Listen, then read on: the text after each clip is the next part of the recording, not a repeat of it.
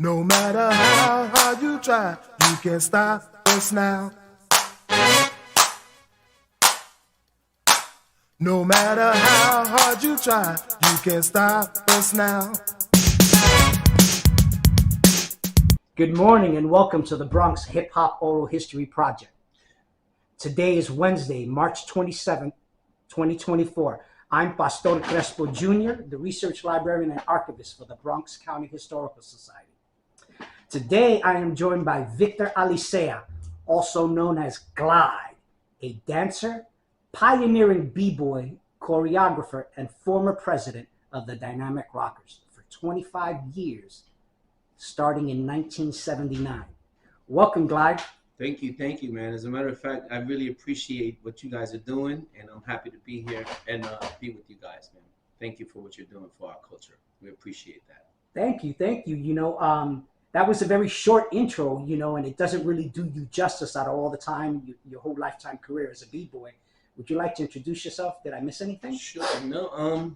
You pretty much said a lot of the things that I am. Yes, I changed the game with like routines, and power moves, and creating things like the windmill, the hang glide, the elbow spin, the kick freeze, perfected, doing back to heads, a lot of different things that we were doing, man. And our whole crew was doing that, continuous head spins, 1990s, all kind of different things, tracks, halos, because that was created by Ice, who was dynamic rocker at that time when he created the halos. So a lot of that stuff came from us, which is so I feel like we're the opening for air moves. That's basically what we created, because footwork and freezes and all that was great, but we wouldn't even be talking right now if there wasn't air moves and stuff like that. And people are, when they're watching crazy things that are created, which is pretty awesome. Great. So, yeah. Yeah, I want to thank you for being here because, just let everyone know, Glyde drove up here from Maryland last night with his wife, Brandy, who's also joining us here today, and she's showing support for him. And yeah, so my we ride or like die. She's my ride or die. There you go. Please, anything, we like to start all our oral histories out by asking you, what's your background? Where are your parents from? So my parents are from Puerto Rico. My father is the founder and president of Boricua College over here. And let me turn this down. Silly me. Do not disturb. So keep right here.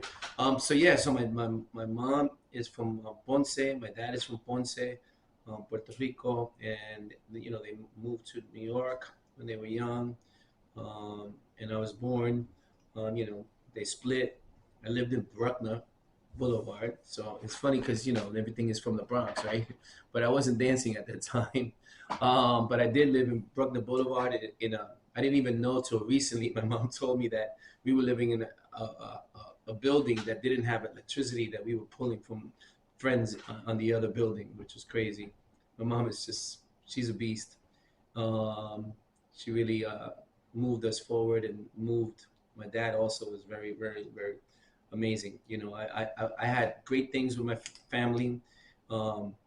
Besides that poverty, I lived very well. I had two really great parents, and I was doing very well in school. I was going to be a doctor until one day, I saw this guy named Frosty Freeze, and I saw him fighting somebody at my junior high school one day. Then the next day, he came to Amsterdam Projects where I lived and started a fight with one of the other one of my friends, and everybody wanted to jump him. And for some reason, me and my brother stopped people from jumping him and said, let him have a fair fight. And then the next day, I happened to see him at an event.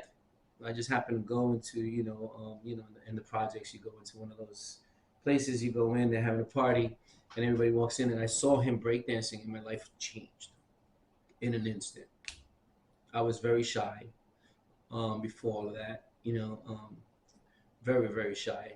I remember, being, told that this girl wants to go to prom with me, and I couldn't ask her. I stood next to her, and I ended up going by myself. But breakdancing changed my life, completely changed my life in two different ways. I'm not shy anymore, as you can see. I own an entertainment company. I am an MC. My job is to get people up and dancing, and I do a very good job at that. Um, I have a lot of fun. I'm not shy at all. And then the second thing was that I got shot in my neck, and it hit my jugular vein, and it was spitting out blood. But because of me breakdancing and spinning on my head and all the other things, I had my arteries and my veins, which are my secondary, that were bigger than normal, and they brought oxygen and blood to my brain and my heart, and so I'm alive. And I believe that I was born to be a b-boy. I don't know about you, but if you don't know what you were born to be, find it, because that's where you really live, when you find the thing that you were born to do. And I was born to be a b-boy. I'm still a b-boy. I can still dance. There you go. That's an amazing story. So you mentioned Amsterdam projects. Yes. So, you're not a Bronx kid. Where you from? I'm Where a were you Manhattan raised? boy. All right. Yeah. Great. We were Manhattan boy, and Dynamic Rockers, the original leader was Eddie Ed, and he's still around too. You probably should get some history from him as well. He was the leader, and we had met at the Wave, which was like a teen bopper like place to go out, and we were dancing, and he told us about Dynamic Rockers and coming to meet with them, and so we met with them and we joined forces, which was great. But because Dynamic is from Queens, and even though I'm not, Dynamic was from Queens, and it started with Eddie Ed and a couple of other people that, Missy, and some Sarge, just a lot of other people that were there before we got there. And a year later, that was in '78. A year later, '79, Eddie Ed didn't want to be there anymore. He was 18 and he had a woman, and whatever, he was becoming a man. But for me, it was like, what? I'm gonna take that spot, and I didn't bring my brother and all the people from Manhattan because I wanted that spot. I didn't tell them that they were having a vote. Right. And so I got the job, and I did the job. And Dynamic is one of the top crews for life, because I worked really hard to make it happen for us. I saw a vision of us being somewhere in bigger places, and a lot of things happened in between, but we're still here, and we're not going nowhere, and our future is bright. Dynamic all the way. Now, before you started breaking, were there any influences at home? What kind of music did your parents listen to at home? Oh, of course, soul music, of course, Latin music, and whatever was happening during that time, I was a little shy, but I could dance. Okay. I could always dance. That was one of the things that really made me happy all my life. Even as a shy kid, I didn't dance in front of people, but I could dance. Right. And that's awesome. Were there any family gatherings or events that you attended that influenced your dancing? No, but I mean, after my son was born, I used to beat him up every time it was his birthday in front of his friends. Sorry, kid, Glyde, I had to tell him. Until one day, my son was 18 years old and went to one of my parties and embarrassed me in front of everybody else. I mean, he really didn't embarrass me, but he did beat me. So it was time for me to pass the torch to him. Cool, and we'll definitely talk about your son a little later, because Yeah. he's still doing amazing things. Yeah, he is. With breaking today. Yeah, he is. He's done amazing things, and he's very well respected in New York and everywhere else. He knows what he's doing. Cool. Again, before we get too deep, I want to catch your earliest memory of the Amsterdam projects. When you walked out the projects, what did it look like to you? Just your earliest memories about. Well, I mean, we had a lot of great times there. So before I was in Dynamic, I was in the what was it? The Manhattan Boys. Okay. I was with the Manhattan Boys before, and people don't even talk about them, And there was Bingo and Joey Crash, with two of the guys that really were helping us and teaching us some stuff. But Amsterdam was a good place for us. We were very friendly. We knew a lot of people. Me and my brother were pretty out there. But the thing is, that was behind Lincoln Center, and so when that Lincoln sense of battle happened. Because, you know, history is told and people are like, oh, they beat us. And we could talk about that as we get along, but they beat us, or they were going to beat us up, which you couldn't have beat us up. I was right next to Amsterdam Projects, and the whole Amsterdam Project showed up. So, you know, it was a great group of people there. You know, people like, you know, hung up together, you know, and then, you know, drugs came and all that stuff, and it was pretty bad. We moved out, you know, during that time. So, Got it, got it. yeah, You know, we that moved that on. was the 70s, right? Yeah, yeah, yeah. It was 70s, early 80s, you know, crack and all that stuff was happening.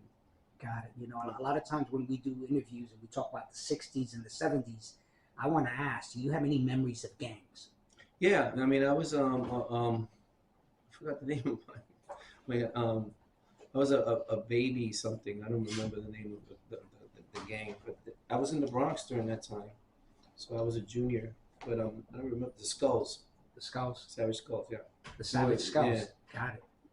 So, you know, I was like a baby skull or something like that. Right. Whatever it was, you know, everybody wanted to be a gangster, but Awesome. because that's what was happening during that time. Okay. You know, you kind of touched on Frosty Freeze a little. Tell us about that first time again. You know, when you saw your first Yeah, I breaker. saw him on the dance. And by the way, me and him were very good friends. Like he always, because Legs would always make up his own crap, but Frosty would always defend me. Like, you know, when I said that I created the hang glide, he's like, "No, you didn't." Blah blah blah. And then Frosty would say, "No, the first person I saw was Glyde, Victor. I was Victor to him. I wasn't Glyde. I was Victor to him. Glyde came a little later, but yeah, I mean." He kept it real. He had a real good culture, you know, life. He was one of the legends. He is one of the legends. Frosty Freeze to me was one of the best in Rocksteady, and then Mr. Freeze was one of the best. Those are my two favorites. During the times that we were battling them, they were the best ones there. You know, and Mr. Freeze, and my brother were both Mr. Freeze. My brother was Mr. Freeze as well. And so, you know, my brother was a pretty crazy dude. So he was like, I hope you're not I ain't gonna fight you for it, but what are we gonna do about it? It's like, well, you're gonna be Mr. Freeze over there, and I'm gonna be Mr. Freeze over here. And so, yeah. But Frosty Freeze was definitely a legend. And we hung out, you know, he would jump off of telephone things and everything. He was crazy, man. He was doing incredible things, way ahead of everybody else. And his character was great.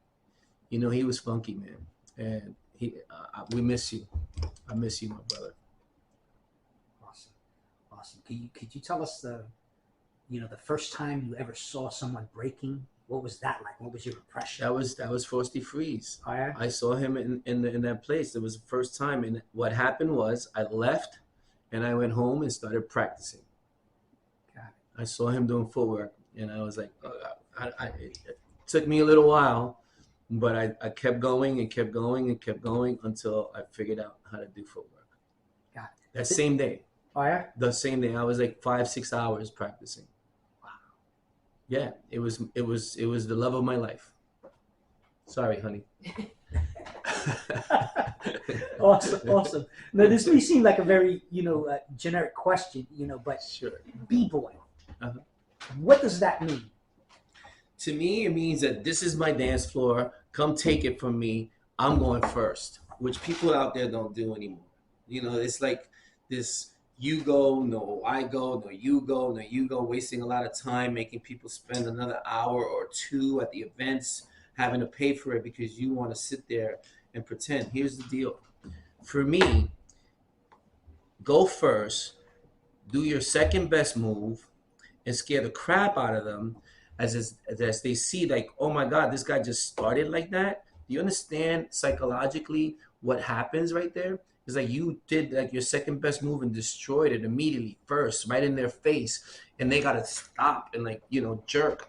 And so that's what a b-boy is. A b-boy says, this is my space, come take it from me, I'm going first.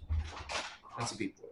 And from what you remember, what is the B in b-boy? What does that stand for?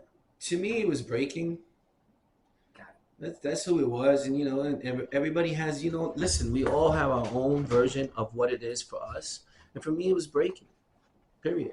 Not the break to the break to the beat or whatever. It was just breaking. That's what we were doing. We were breaking. I could tell you, I was an assassin, and I got plenty of stories to share with you guys about. So, buckle in, buckle up. And you remember the first time you met a dynamic rocker Yeah, it was at the Wave. at the Wave? Yeah. Tell us about that story. So we happened to be going there all the time. It was like a teenage place for us to go to, and I think it finished like at 12, 1 o'clock or something like that. And so we went there, and that's where I met Eddie. I was busy. So my brother and my cousin Pierre, which was the original Kid Freeze, and I'll tell you that story too. Yeah, go ahead. Yeah. So Kid Freeze, my cousin Pierre was also a b-boy. So we were the Majestic Four, part of Manhattan for dynamic rockers. But before that, we were the Majestic Four for what was it, Manhattan Boys. So we had our Majestic Four. So it was me, and my name was Fly Ski. Glide ski? Fly ski, because everything was fly and ski, so I put it together, and everybody made fun of me. That was a long time of making fun of me. Fly ski, what is that? And so my brother was Mr. Freeze, and then my cousin was Kid Freeze, and Javier changed his name to Raul. I don't even know why. So Raul. Okay, that's great. It was still better than Fly Ski. And then so Pierre and Kid and Snoop, that was Kid Freeze at the time. It was Okay. Snoopy. He started getting good because he was young when he was learning with me, and I was the best at the time. And he got really good, and so did Wavy Legs. They were both the best ever at one point each. They both were the best b-boys, and I was too. Back when I had a list of people. But anyway, so Pierre and Kid Freeze, Snoopy at the time said, "Hey, I want to battle for your name." And so they battled, and Pierre was pretty close, but he lost. And then Pierre took his shirt off and gave it to Kid Freeze, and Kid Freeze became Kid Freeze. That's how it was done. What a story. So Isn't that crazy? that And- is. And during that time also, it used to be the Majestic Four versus 36th Avenue. We used to battle each other because the people that was really good, it was us against each other. Right. So we went against each other. So Kid Freeze created the continuous headspin when he saw me do a windmill and catch. Okay. So I did a windmill and I catched. And so he started spinning and catching and spinning and catching. And then the next week I came in with a glide. And so he saw me tapping. And that's when he started tapping on headspins. So we learned from each other. Wavy Legs did one hand footwork, and then my brother did no hand footwork. So we would just compete against each other and continue to grow. And that's how we showed our stuff and everything. So it was pretty awesome. All right. I'm a 12-year-old kid. Uh-huh. I think I got skills. I walk up to you, yo, Glyde, man. I want to get down with the dynamic rockers. How do you make me a dynamic rocker? What's the rite of passage? Well, everybody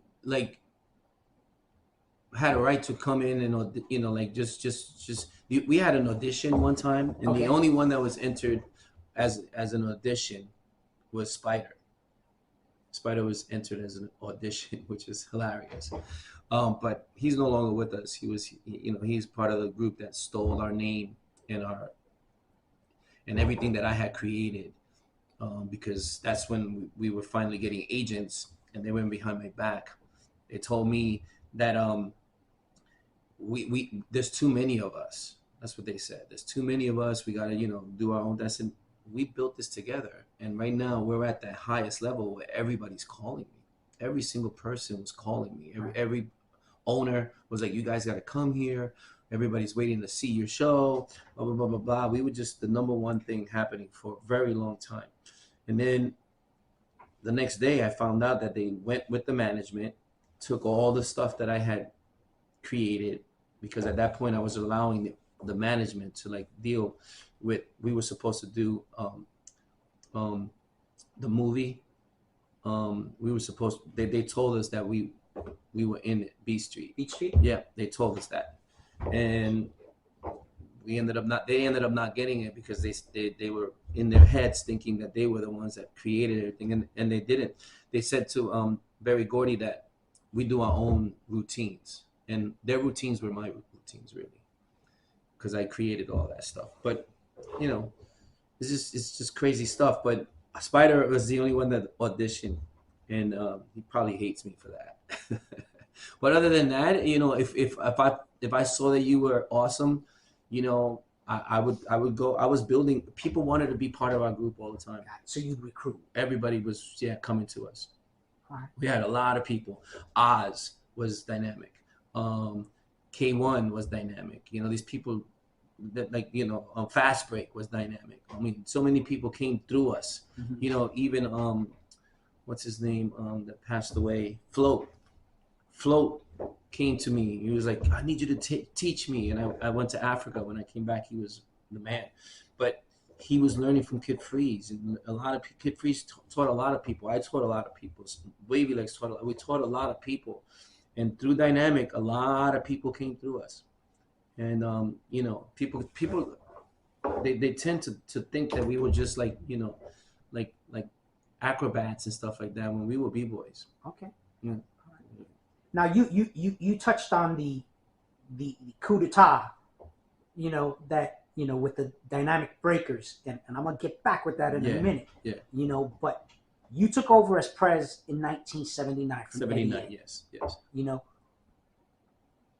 who were the dynamic rockers at that time? How many people did you have? We still had a lot of people. We had Nelly Nell, we had Sarge. So Sarge was in Brooklyn, so he had his own people. Then Eddie had his own people in Ditmars, and then there was my group in New York, and then the 36th Avenue was with Kid Freeze and Spinner and Flexi and Quickie and Dennis. I mean, there were so many of us. We had already like a crazy crew. Got it. And Eddie Ed had his own Hector and all these other guys, and Sarge had his people over here. Nelly Nell was huge. I mean, we had Electro. Electro's my boy, by the way. Love you, Electro. He actually was on a train, and he touched and he, like, that's where he got electric. He fell off and he almost died, but Nelly Nell saved him. So it was crazy stuff, yeah. But we had a nice crew back then, nice and early. We were battling people nice and early. CC Boys in U.S.A. Okay. A bunch of other groups there, but we took over. And I want to touch on that. So yeah, it's 1979. Yeah. You know, before we even get into the 80s, Yeah. you know, what were the b-boy crews that existed in 1979 when you took over Dynamic Rockers? The only one that we knew at that time was Rocksteady, and the CC Boys, like I just mentioned, a couple of people, you know, at it, but you know, didn't know anything about the Incredible Breakers, didn't know anything about, you know, New York City Breakers. They came later. Got it. It was, you know, it was us against Rocksteady. That was the group, and you guys were the man until we came, and it happens to everybody, right? People came after us later on, right?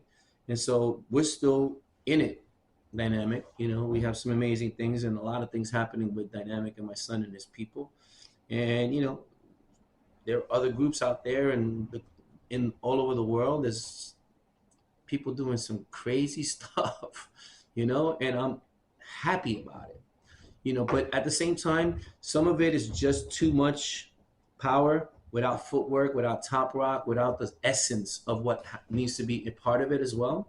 You need that. You need to be top rocking and you know, footwork and freezes and all that stuff. Just flying in the air is great and sick and crazy, but it's missing an element. And I think it's time that we unite it all together, put it all together. If you want to be like one of the best b-boys, you got to put it all together. Got it. So you created the Windmill and the hang glide. Yes. You know, how did that come about? You know, how did you create it? So everybody was doing the backspin, right? And so I did a backspin, and then I came out into a freeze, and then like I fell onto my shoulder, and I said, oh wow, wait a minute, let me try to keep doing this, right? But it was concrete, and like it wasn't like we didn't know about floors much, because there wasn't a lot of stuff like that. So I kept scraping my hand, and then I heard about somebody doing a move and like spinning around, like like getting on his hand and spinning around like halfway, and then you're doing something. I said, oh snap, so let me start tapping and doing the glide, the real glide. There's two different things that when you go like this and you like go around, but when you're tapping and then going in on the side and all of that and going backwards, all of that stuff, that was a lot of hard work, and I made it. I made it happen. My crew. That's why, Kid Freeze at that time was like, "Yo, you should forget about fly ski." I'm like, "No, I'm fly ski." He's like, "No, bro, you should be glide." And I started glide with an I first, and then I Okay. changed it later to what with a Y. So, yeah. Awesome. And so yeah, we made them up, and we just saw a visionary. We were trying things like going on my elbow was crazy too. Right. That was at Roseland. Okay. So a lot of us were doing crazy stuff, but and I just said I'm gonna get on my elbow, and I did a windmill, and I got up on my elbow, and everybody was like, "Whoa, what was that?" And I did it. What year was that? That was probably like 82, 83. And I was good during that time. My people were doing much better. But when me and Wavy Legs went to South Africa, we came back like in '84. We were badass. Me and Wavy Legs, we were in South Africa for a year, and all we did was practice every day together. Did you go on tour in South Africa? Yeah, we did. We were at what's it called? Sun City. Okay. Which is like Vegas, and so we were doing the show with Jeff Kutash, and so we were doing the show for like a long time. And then when that finished, we went with somebody else with Adidas, traveling all over South Africa. So yeah, so we were practicing. We came back really deadly. Wavy Legs was really deadly at that time, and so was I. I mean, I was doing flares and all kind of different things, and I was like 30 something years old. I got into a circle with K-Mel and Storm and me. The three of us were battling, and I I'm not gonna say that I beat anybody, but I shared my own, and I was a lot older than everybody else there, and so I was still competing with these two guys. And then I left, and they ended up battling. That was a huge like battle that happened back to Mecca. All right. Now, Glyde. Did you write Glyde also? What do you mean? No, I don't write. You don't write at all. I don't write at all. You didn't get up. You didn't throw Glyde up. I tried to. Even now, when I sign, it looks like crap. I try. I hear you. That's not one of my arts. Breakdancing. Yes. Breakdancing. When you look at breakdancing, it seems to be formed by a lot of different elements, right? You got popping and locking. You got up rocking. You got the floor work. I can't speak to any of it. Well, popping and locking is not breaking. Okay. Cool. Yeah. Tell us the difference. So that's more popping. Got it. Locking, it's all up here and all that. I mean, I could do a lot of that too, but what are the elements that make a breakdance? To be funny, real quick, when I went to South Africa, my first day of the show, I did a round off back handspring and my knee popped out. Oh, wow. So here I am in this new contract, and my knee is like messed up for a little while. And so I ended up popping the whole time. I just, I've been around it enough to do it. And so I ended up doing some way. I was actually pretty good.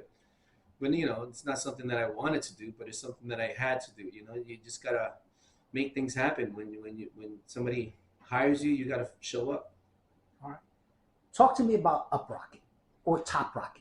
So top rocking is what really gets the crowd going, like up here, like that's kind of like you making fun of the other person. you know, attacking them, like, you know, like laughing at them, you know. And a lot of people skip that. They're looking down at the floor now. They're not looking at their person. They're not like telling that person, watch this, you know. Like, you know, I used to bring a garbage can into while they were dancing. I would go get a garbage can and say, oh, everybody, big round of applause. I was like really got into people's heads. And they hated me. They always wanted to fight me, but I wasn't afraid of that either. Gotcha. Can you be a b-boy without floor work? No. Gotcha. Talk to us about the different elements of. So top rocking is like, you know, like I said, going in and you know, up rocking a little bit too if you want to, but you know, just the way you enter the circle and the way you get out of the circle, that's important too, right? The way you get in, the way you get out. Like people now just jump in, spin, and then just walk away. No, you got to get out the same way too. You know, the way you get in, you got to get out, and both of those things are very important. The way you get in, the way you get out, right? Wow. That's one thing. Then on the floor, you want to do freezes, you want to do, you know, footwork, you want to do some spins, you want to do, you know, whatever it is that you're good at there. To, you know, that's good too. Knowing what the other person does and like copying it, for me, it's like making fun of them, like what they're doing is important too, right? So you know, that's nothing, I could do that, and then you add more to it, right? So that's important too. Now that's pretty much it. You know, you go in, you start doing your thing, you show them that you could do what they're doing, you ridicule them, you get out. Got it. You know, and then after the top rocking, straight to floor work. Yep, smooth. Cool. All right. You know, great. Some of the things that you can do down on the floor, some of these you can do it up here too. You know, and then go down. So you know, you got levels to do too. Got it. The music. You know, I mean, the music's everything. Yeah. Talk to us about how important break beats are, you know, and why. Yeah, I mean, you know, like everybody has their favorite song or whatever, you know, that really makes them go. You know, I like you know, so I like it to come out like, you know, like I you know, Renegades at this time, you know, that one. Renegades of Funk. Yeah, Renegades of Funk and stuff like that. I used to like wake me up, like, you know. So the music, finding the right music matters. Got it. Was there like a b-boy anthem? Everybody has their own. Everybody has their own. Everybody has their own flavor. You know, those are mine. Got it. What other types of music styles were brought into, you know, the mix, you know, for you guys to, you know, all kind. It was house, you know, all different kind of music. Yeah. And you kind of touched a little, you named a few jams. What are your top 3 jams that pull you to the dance floor? You hear it, it's like, oh man, it's Glyde's time. Well, I mentioned 2. What's the other one? That's like, I don't know. Yeah, there's so many. That's all right. There really is so many. That's okay. You know, did freestyle play a big role? I mean, I could dance all different during. I had Webo pants and everything too. I mean, I did everything. I could dance. Got it. Still could dance. The Webo pants. Yeah. And you know, we would break like that. And nobody was down to the knees. Nobody was breaking like that. We ended up with moccasins and the Webo pants and like cutoffs and like bandanas and shirts that we created ourselves. Like we would cut lines and all of that. You know, that was our flavor. We had you know, we were the first ones to start wearing like tracksuits and stuff, and like put, you know, lacing around our stuff, putting clips in the back of our stuff. We had fashion. We were the first ones using Puma and Nike, where everybody was doing Adidas. You know, we had fashion and everything. We did like pink hair in our stuff. You know, we went through whatever was happening, and during that time we were very different. Everybody else was hip hop and this and that. We were very unique. Very unique. And then we could be hip hop too, you know, but we just wanted it to be bigger, better, and more open to everybody. And now you see all different flavors, and that's because of us. All right. You know, you spoke a little about it earlier, the 1981 Lincoln Center battle. Yes. Tell me about your memories. Tell me about the stories you tell people of that. So Legs and I, he was on my list. So I went to his apartment, knocked on his door with a boombox and Crazy cardboard. Legs. Yes, Legs. And I battled him. And this is when I had already invented windmills, but he didn't know that they were windmills. So I did the windmills twice, and he said, "Oh, you did that move already." And I said, "Well, this is a continuous, just like footwork, but in the air now." So I did a windmill into a freeze, and then the next one I did a windmill up to my head, and which nobody was doing that. And he's like, "Oh, you did that move already, that move," but he calls that he created. I'm like, "No, remember that move? You and I know that I created that." And so he ended up finally calling me and seeing that we were the group to rivals, because he's the one that called me about Lincoln Center. Okay. So it wasn't just him. I think that other people were involved that had already seen us and knew about us and what we have done. So they wanted to make this big scene about us. But it ended up that he ended up having other crews. Now, all the time we sucked. This is what we kept hearing from them. But yet they had more than one group battle us.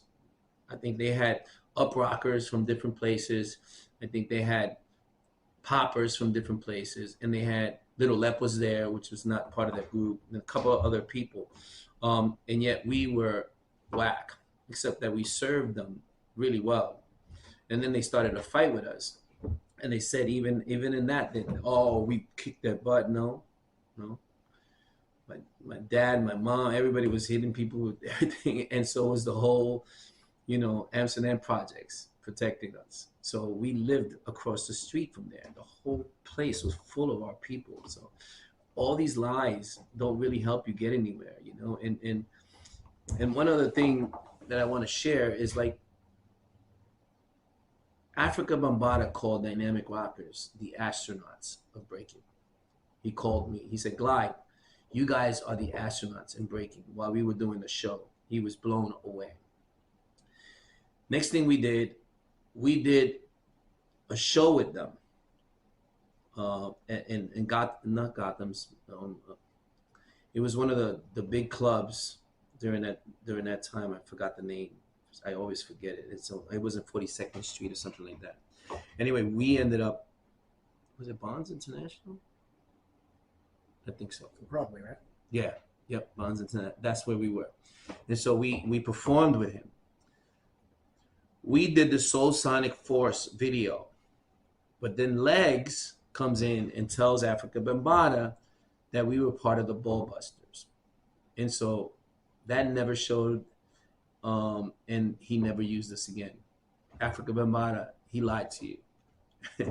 We were not part of the Ballbusters. We had an issue with them too, and we had to work with them, and they ended up letting us go from some stuff that happened between us too. So Legs has always been Legs about himself.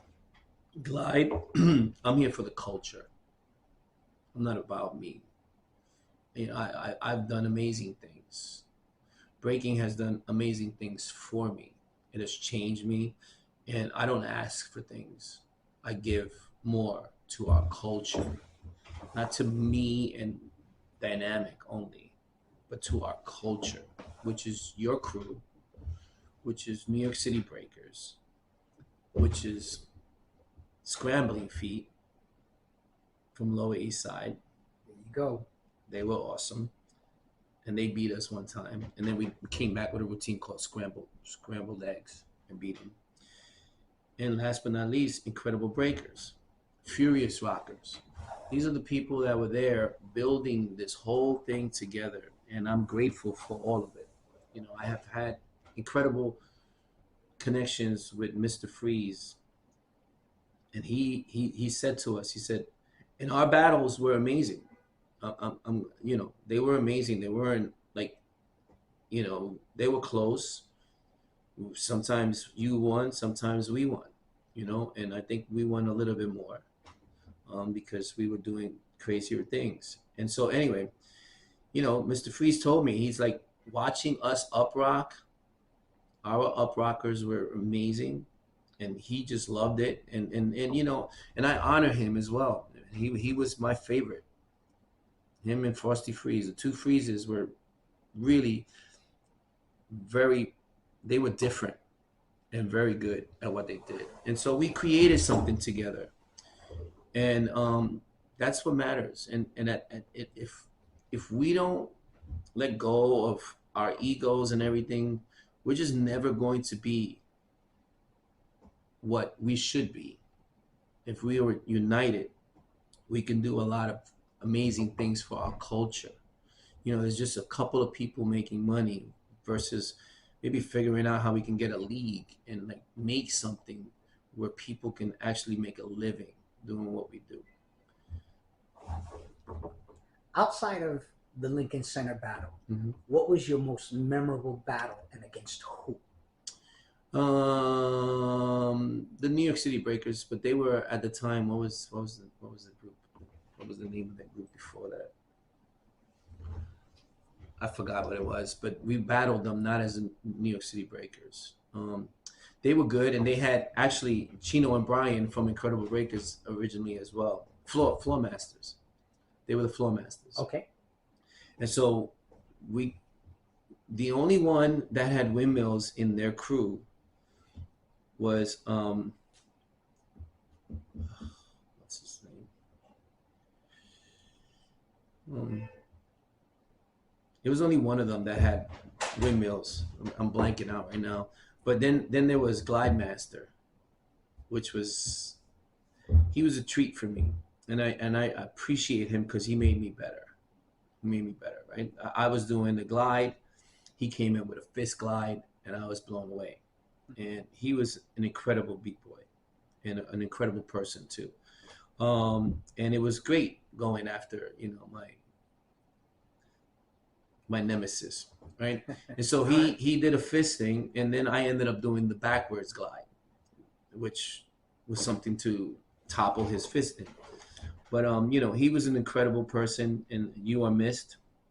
You are missed. I'm sure that if you were around, things would be different with your crew, because you were probably one of the, you know, the voices that people listen to. And so, yeah, I mean, that was battling Rocksteady in Lincoln Center was unbelievable. We did it again on That's Incredible. He said that, which is a lie. You love lying, dude. Stop lying. That everybody was like cheering on for Rocksteady when they were really yelling dynamic nonstop. And then Baby J, you know, I spoke to him after. He said, "Look, I don't want to be in the middle of that." So he said it was, you know, it was even. But there's no such thing as an even battle. That doesn't happen. Somebody wins and somebody loses, and we killed it. And you guys know it. We killed it. And so that was great. And then the second round of That's Incredible was with the Floor Masters, and that was huge. And those battles, and you know, even when we battled Incredible Breakers later on, you know, like there was a huge. I had just left the Funhouse, and Kid Freeze and Wavy Legs were there in the back of the Funhouse where everybody would battle, and Chino and Brian and their whole gang came after them. But we had somebody that knew a lot of people there too, and so they ended up battling, and that was a huge battle. And you know, Brian was really good, but Chino was the man, and Wavy Legs and Kid Freeze were both the man. So I believe that we beat them because Wavy Legs was a problem for anybody, and Freeze was a problem for everybody. So Brian wasn't on that level. I'm sorry, you know, you were really good though, but these guys were just aces, A plus. You were an A, but they were at A plus, both of them. And so the two of them against the two of you. And we used to battle them all the time at Roseland. You know, every time there was a competition, we won every time except for one time when Chino went crazy. He went completely crazy and killed it. Awesome. The what was the best routine you ever performed or choreographed? 'Cause I Coming know- at you. Coming at You was Yeah, what you that's called what it. it's called. Yep. Tell us about that routine and where you first performed it. So And did you that develop it for someone yeah, in yeah, particular? it was a show specifically that we would do. We were doing shows, and then we used it for the competition where I was told that we were the astronauts are breaking. That's when they saw it because we were flying through the air. So it was everybody. It's the one that's incredible. Where we're like going like this, and then we go down on our knees all around, and then we forward back to back, and we have a bridge. And then they come and they attack like this, one underneath the bridge, one above the bridge. Right. Then we all get up, and the spider picks us all up, and all of that stuff, and we all, So that was Coming at You. Coming at You was deadly. Coming at You, and yes, you mentioned That's Incredible, and just for the viewers, yeah. That's Incredible was a TV show. It was a TV show, yes, and we were on it twice, and one time we went to and we performed live. Got it. And I'm coming back to, because I was born and raised on the Lower East Side, and for me, I was in awe of this one crew, and I'm not going to mention them. You've already mentioned. I'll mention them. Scrambling Feet Rockers also went by Scrambling Feet Incorporated. Yep. To me, I mean, they were awesome. They won me over. They were definitely competitors.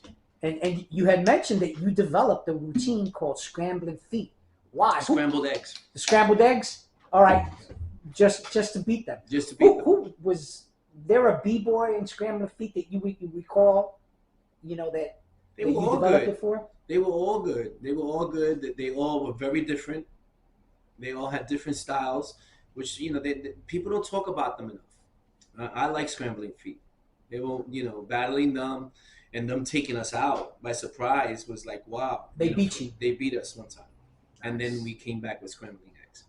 And the crowd went crazy. You went to work and put a routine together. I put it together right away, and I said, we're going to call it Scrambling Eggs.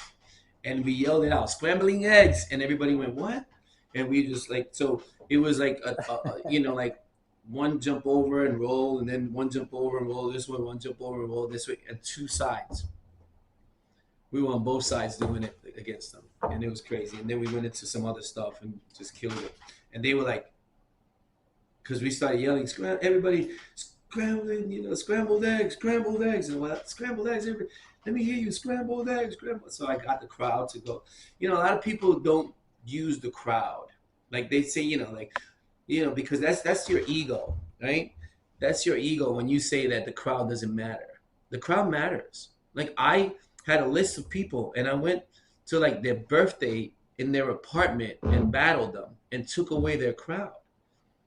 That's how it was back in the days. Like people would knock in on doors and battling people at their house, and I was doing that before anybody else. I'm surprised that I'm alive. I mean, nowadays I probably would have been killed, in the projects or whatever. But back then, I don't know how I got away with it, but I did. And there were 5 people that I went to their homes and at their parties, at their events. I waited for the right time to embarrass people, because that's what breaking is about. It's about showing who you are and taking it away, taking somebody's soul away.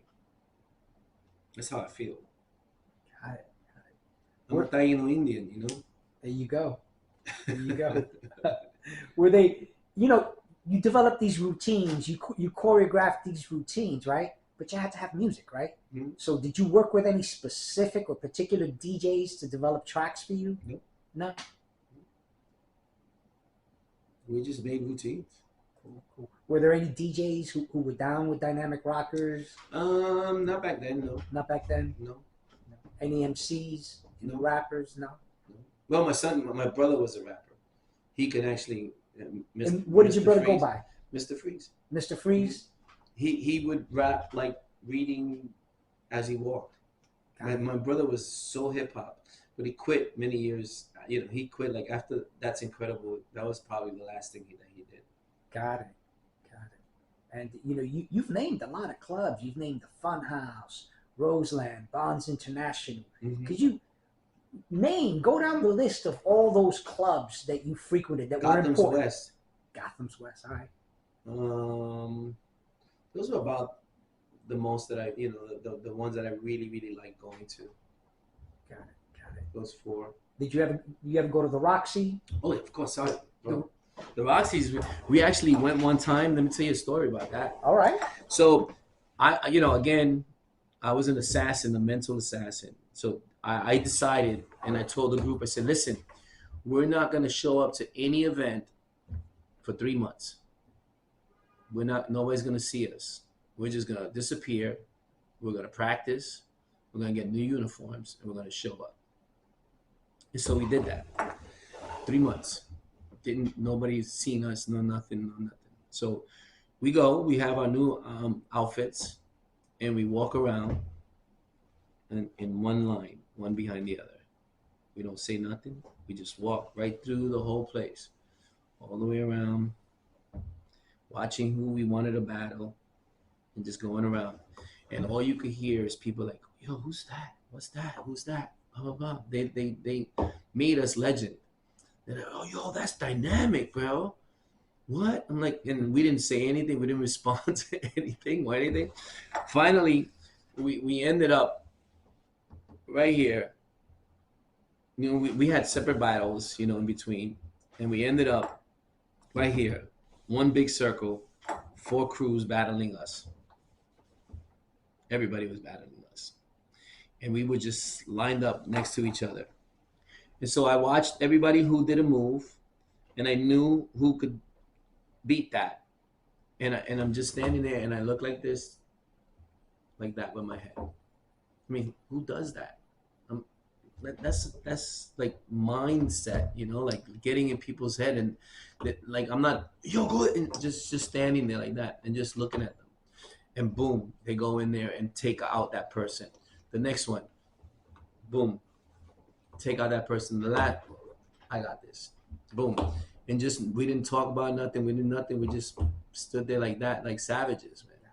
So no words were said. No words were said, but we took everybody out. Got it. But as the leader, you're watching what the competition's doing. I'm watching what they do, and I know which one of my guys could take them. Do this, boom. Do that, boom. Do this, that. We took them all out at the Roxy's. Another time, Legs was on a stage with a bunch of his people. We came in and we started like rocking, and they're like, "Yo, what the hell are we gonna do with these guys? Dynamic, man. We gotta do something about them." So he tried to jump my brother a long time, and then we ended up beating him up on a train station. It's, that's probably the only violence that we've ever had with that. But that was only because he retaliated on my brother. And my brother gave him a shot, but he still tried to be something else, and he got beat down. Which was Dynamic Rockers, the club, the venue? If I wanted to go see Dynamic Rockers, where can I be guaranteed I'm going to spot you guys back in the day? Is there a specific club you guys? Bonds International. Bonds International was your Funhouse. Gotham's West. All 4 of them. Roxy's number 5-2. We would go there. Wherever. We were always wherever it was happening. So you had Dynamic Rockers. You had Dynamic Rockers Juniors. You spoke of. We had the Rockettes. That's what I was getting at. Please talk to me about the Dynamic Rockettes. We had Missy. Missy was the top rocker. We had Jessie Jess, Jenny Jen. We had Rosie. We had a bunch of girls. And one of the things that we did also in Lincoln Center was we had a little 6-year-old kid who was doing one-shot head spins. So that wasn't happening. We had this little kid doing it at Lincoln Center, and they got mad. That's when we started a fight. They're like, this is bullshit. I'm like, why? Because the crowd went crazy? That's what we're supposed to do. It's about, not only stealing your soul, but getting the people to love what we're doing. Got it. And the Dynamic Rockettes, did they battle? Yeah, they battled at Lincoln Center. Who'd they battle against? They didn't have anybody. They had Daisy, that was it. I don't think she was there yet. No, she wasn't there at that time. She still wasn't there. They weren't prepared for us. Later on, they got better, but we weren't around, until we had to follow back up. We went to Africa for a year, so that's when they started doing their own thing. They had some better people later on in life, but I'm sure we still could have taken them. Were there, you went to South Africa. Were there any other countries that you went on tour or you performed at? I went everywhere. Okay. Japan, Germany, Paris. All as a young dynamic Yeah, rocker. a bunch of places. Sweet. Australia. Were there any TV shows or Yes, we did something in we went to Amsterdam too. Where else did we go? In Germany, there was a show in Germany. I don't remember the name of it, okay. but I mean, I can get you the information. All right. Yeah. So we talked earlier about you had a little uprising, within the Yes. dynamic Yes, rockers. sabotage, Who jealousy, envy. who were the breakaway b-boys? So, first of all, these guys were the ones that I created as a show, and then they weren't really great b-boys. They were more of a show, and so we had both of those things, right? Like that's people think about dynamic with that group, and that group was important, but it wasn't our b-boy group. Wavy Legs wasn't in that. Kid Freeze wasn't in that. Spinner wasn't really in that.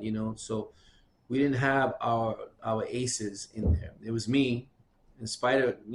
Did a lot of like Spider stuff, but Airborne was one of the best in our group, Nice and thing. he was in that group, and they went behind my back. My son just was born, and I had been buying all the costumes, everything free. They never paid me back. I was taking money from my dad, stealing it, because I was going to pay him back at some point, right? These guys just went behind my back, and I know it was Spider, because he's just that kind of guy, like try to have sex with my ex-wives or whatever. He's just one of those guys, very jealous. Told me, pride is a wonderful thing until it gets in your way, and I said, wow, that sounds like you.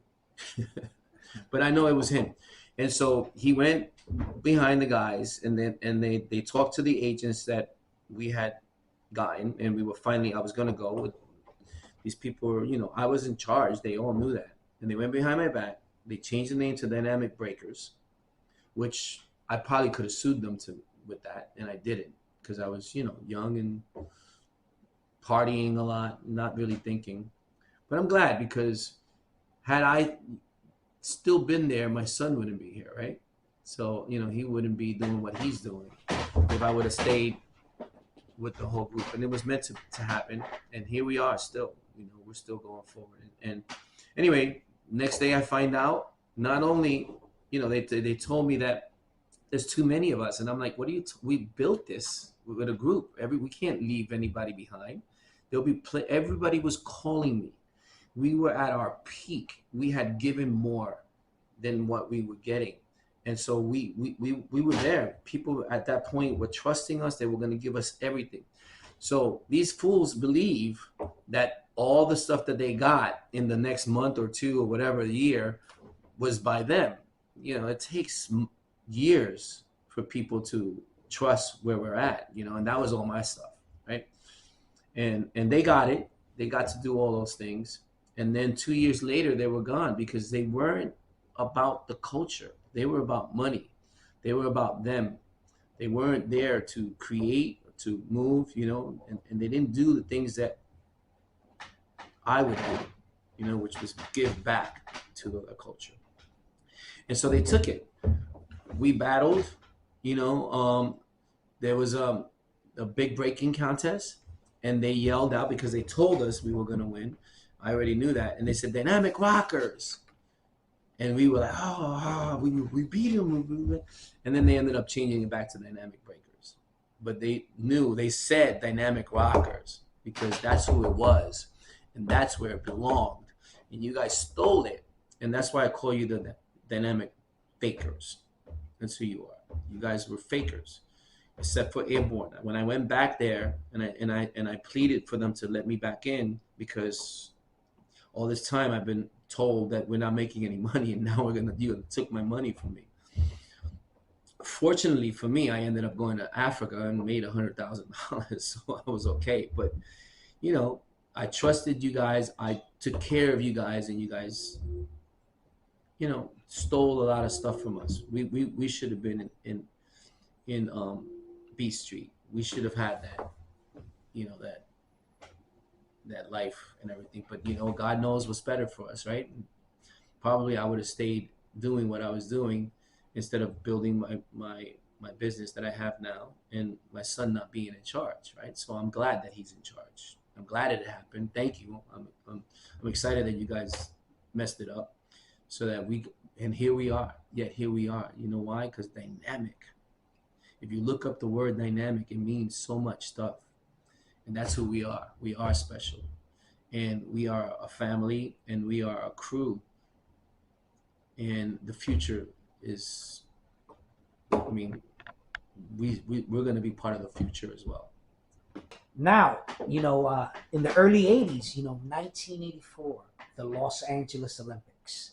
I remember watching Lionel Richie's closing ceremony, and all of a sudden, this horde of breakers, pulls out. Do you remember that? What's your opinion and your impression of that? You were in Africa at the time? Did you were you able to watch them on TV? No, I was having a great time in Africa. Oh, yeah. I wasn't worried about New York or anything else. I was having a great time. Got it. So again, 1984, Lionel Richie has these dancers perform in the closing ceremony of the Olympics, and 40 years later, 2024, it's gonna in Paris, the Paris Summer Olympics. It's gonna be an Olympic sport. 40 years later. Talk to me about what that means. Guess what though? In 28, it's not going to be in the Olympics. Got it. And that's in Los Angeles. Believe it or not. They're returning to Los Angeles. Yeah. Why is that? Because we don't have our shit together. They don't have the right people talking. It's everything about me. We're constantly divided. People like arguing, and they don't have time for that. We're not organized. We don't respect the to be honest, and it's not just me. I want the history before me, but if you don't have the history, you're going to be forgotten. If there's no reason to remember us and how we got there and what we did for our culture, if yours doesn't matter. If mine doesn't matter, why would yours matter? And so we have to unite, and somehow, and I don't need anything. I'm not asking for anything. I just want to share and be there and connect. We tried with a lot of people to have a breaking week, and people just ignored us. We had a breaking week. If we have a breaking week and everybody shows up during that week and does all kind of crazy stuff for breaking, we can get funded together. We can get closer together. We can show that we can unite and work together instead of me. And it's great to be doing your own thing. That's great, but we're not going anywhere. It's like once you get older and tired of all this, you'll be forgotten. And we should have a foundation, a place where it continues to grow. And we don't have any of that. We don't even have people listening to each other. We have younger people talking and making up history and going along with what blacks are saying, or this and that, and it's chaos. And until like I said, the blacks have their story and Hispanics have their story, and my story shows that 97% was Hispanic, where I was at. I don't know where you were at, and I honor you. If you say you were doing something, then that's great. I'm not trying to put you down. We're all from Africa anyway, but Latinos matter, and we've done a lot of things. And to say that, well, this move looks like this, no. This move does not look like that. And we created things, and you created things, and the things you created, you should honor those, and the things that we created, we should honor those, and we should be united. How about that? Instead of saying that, what real thing, it's just ridiculous. Some of the things that you hear, it's outrageous. And it's the reason why we're not even we're the lesser of all the things. And Lincoln Center was part of what showed hip hop more. You know, we were the ones to like explode originally, and you know, we don't even get credit for that. It's our fault. We can do better. Now, here you have this new genre called breakdancing. You know, run by young kids, sometimes as young as 9, 10 years old. You know, and you even stated Eddie Ed turned 18, and he's like, I'm too old. He's Right. moving on. Right. You know, you know, and all of a sudden, this thing that these young black and brown kids created, you know, in New York City, in the ghettos, in the projects, you know, now it's this international phenom. And I guess what I'm leading up to, I spent 20 years in the Army, and everywhere I went, Germany, Kuwait, if there's a talent show, all of a sudden, breakers are coming out. And Asian kids, German kids, and it's like, wow. It's all over the world, and it's respected everywhere else except for here. We gotta get our shit together, man. You know, time will show you that the mistakes that we're making of just sitting down at a table and working with people who want to work with people. That's it. If you don't want to work with people, then that's fine, maybe. But I'm gonna find a way. I'm gonna tell you that right now. I'm not giving up. I'm gonna find a way to unite and to push and to not have all these things. I mean, everybody blames everybody else about us not being in 2028, but you're part of the problem. If we're not in and you're the ones right now doing the huge things, are you accepting responsibility for that? Are you looking why? Are you trying to change things to be better?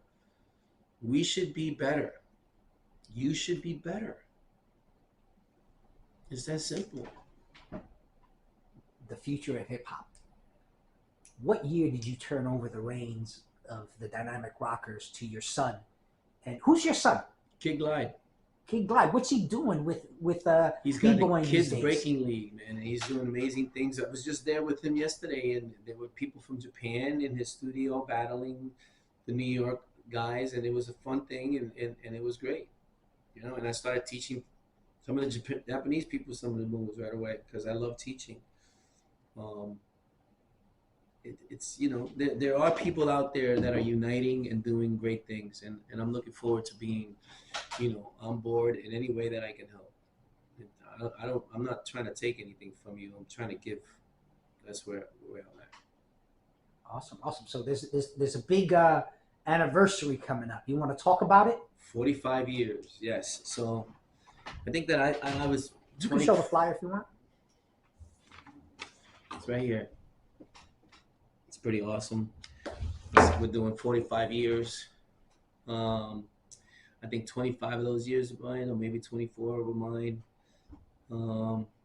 What year did you turn it over to your son? I don't remember. You don't remember? The early 2000s? Was it? I think it was in the 90s. No? It was late 90s, probably. Late 90s? I think. No, it had to be in the into 2000, yeah. Got it. What does the future of b-boying look like to you? I don't know. I have no idea. I don't know where they're going with it. You know, I don't. You know, everybody's incorporating. It's getting further away from what the essence is for me. But you know, I have to be open too, right? You know, if to what people are doing. You know. Now you live in Maryland. I live in Maryland. Yes. Where? In Hagerstown, Maryland. All right. You know, you want to talk to us about what's going on there, what you've moved into in the future? Well, you know, I own an entertainment company. I do bar mitzvahs, weddings, corporate events, staging, a whole bunch of different things. I've been doing it for 30-something years. So something that I love, I'm excited about. And, you know, I'm in the music business somehow, right? I'm still dancing. Somebody told me that I couldn't dance for a living, and I shut them up. Do what you were meant to do. Be who you're meant to be. Awesome. No matter Awesome. what. Is there anything about breakdancing or anything you haven't said that you want to No, talk about? no, it was a pleasure and an honor to be here. I really appreciate you taking the time to listen to me, and I hope that people here, we've got to unite. We don't have to give up what you have, but we have to work together to get where we're gonna go. Or, you know, time waits for no man. Hey, Victor Alicea, Glyde. Yes. Thank you for driving all the way up from Maryland to come see us. Brandy, thank you for supporting him, and coming up with it, on that long ride and keeping him company. I'm glad you're close to the George Washington Bridge. I can get out of here quick. Great. It's been a pleasure, man. Thank you very much, Pastor, and I appreciate you very much. Thank you. And coming out of the Bronx County Archives, peace. Peace.